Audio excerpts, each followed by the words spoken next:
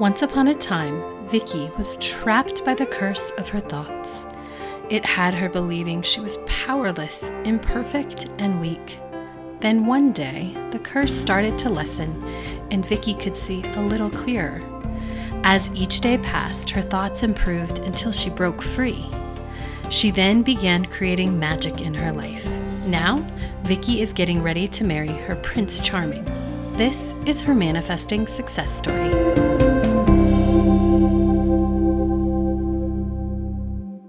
Hello and welcome to this episode. I am your host, Cassie Parks, and this week we're talking all about how to make the law of attraction work. I'm here back with Vicki Pace, who we are recording this April 11th, 2023. This is 5 years into her manifesting success story. Welcome, Vicki, and thank you for sharing this story with us. Oh my gosh, thank you so much for having me and for providing a platform for people to hear about other people's successful manifesting journeys. My pleasure. It's so much fun.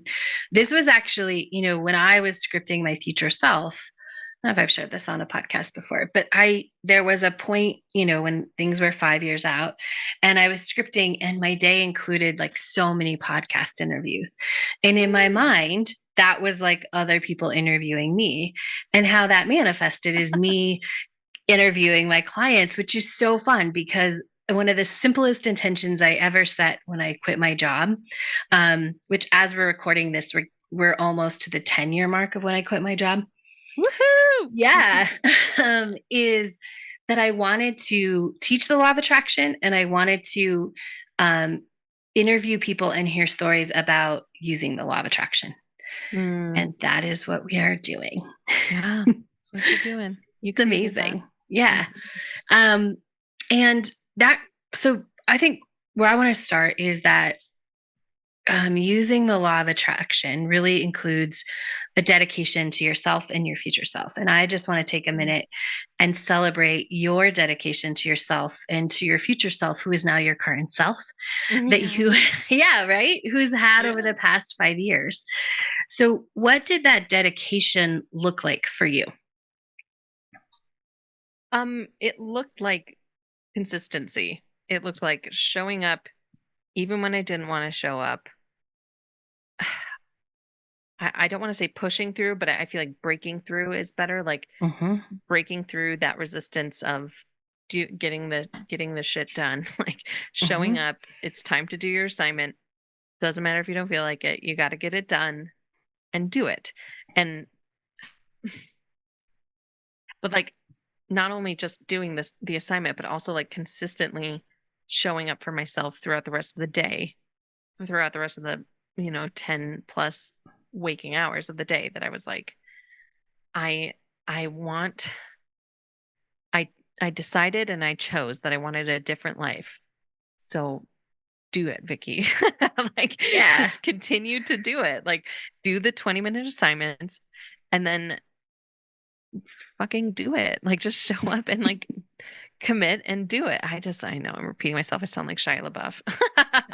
But it's so important. I mean, that advice there, if everybody listening who doesn't feel like the law of attraction is successful right now, if they just picked something, doesn't even have to be Enchanted Life You. If you picked something and you consistently did that one something without looking for something else, but like whether you picked visualizing, you picked just making a vision board and looking at it every day, you picked scripting, whatever it is, if you just picked something and you did it 20 minutes a day for 5 days a week, in that consistency, you would create results.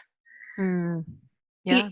You might get stuck, because that's one of the things that as we grow, we then often need a coach, not always, but often, to get us back into that. Because sometimes when we get stuck in our own stuff, that's the reason why we stop doing that 20 minutes. But anyone, I am confident, if you just pick something and you did it 20 minutes a day, you're going to have more success than you're having now. And as we mentioned, you can tell me right or wrong, in a couple episodes before this, we were talking about how you used to do 5 hours of manifesting a day. Do you think if someone just picked something and did 20 minutes a day, 5 days a week, they would have more success than when you were doing 5 minutes or 5 hours a day? I mean, absolutely. And it applies to so many different areas of the world. Like if you're trying to learn how to play a new instrument, if you're trying Mhm. to learn a new language, if you're trying to get giant pecs, like the only way to do those things is to do the 20 minutes of work 5 days a week consistently for like 60-ish days. Like I feel like 60 to 90 is definitely for sure. But like even if you're just dabbling now, just commit to 30 days. If 60 days doesn't, it seems too scary. 30 Mhm. days, 5 days a week, 20 minutes a day of one manifesting practice. Get it done and show up for yourself, even on the days you don't want to. Do it and see what happens at the end. Yes. Because I think Mm-hmm. that's the biggest thing. When you shift to this 20 minutes a day, it becomes Mm-hmm. about showing up for yourself instead of and less about trying to get the thing. Mm-hmm. Because when it's the 20 minutes, it's about showing up for yourself, you know? Yeah. Yeah. Yeah. Yeah. All right. So what did using the law of attraction look like, 5 to 6 years ago for you? Oh, it looks like mantras, vision boards, journaling, specifics, meditating, stress, self blame, like just a big to do list. Not that like stress and self blame was on the to do list, but it was like, that's what happened. I mean, day in and day out, I was doing all of those things. Oh, God, I'm exhausted just thinking about it. It's tiring. Like always looking for ways to like blame myself, but also like Gosh. not gosh, and like trying to blame myself, but also not trying to feel bad, quote unquote bad feelings. Yeah. Weird. Mm-hmm. Which I don't have this on the list, but it kind of fits in now.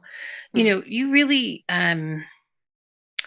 you fought through depression in the beginning of your for about, I would say, like the first half of the 5 years, right? Mm-hmm. It Mm-hmm. got less and less, but like how much of that do you think, as you're telling the story, was maybe coming from some of the things that you were doing? Oh yeah. I mean, so because I was pushing to feel happy, quote unquote, positive feelings. I Mhm. was pushing away the sadness and anger that would come up throughout my life until the bubble burst. And I would have to feel all of my sad feelings all at once. And I was like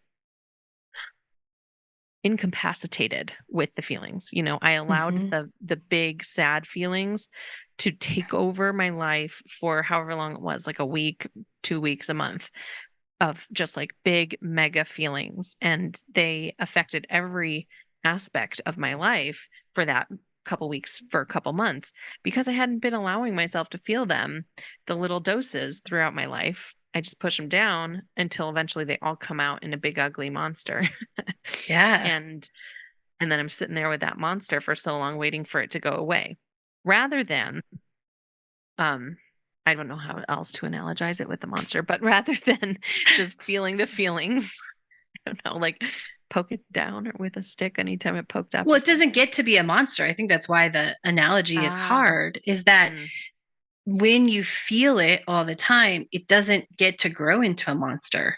It's like an ant, mm, but it's, just kind mm-hmm. of I don't know, maybe a squirrel size, but you sit there with it and it doesn't grow. It doesn't get that juice of pushing it down and then to grow into this giant size monster. I'm just gonna yeah for a kid's story. Yeah.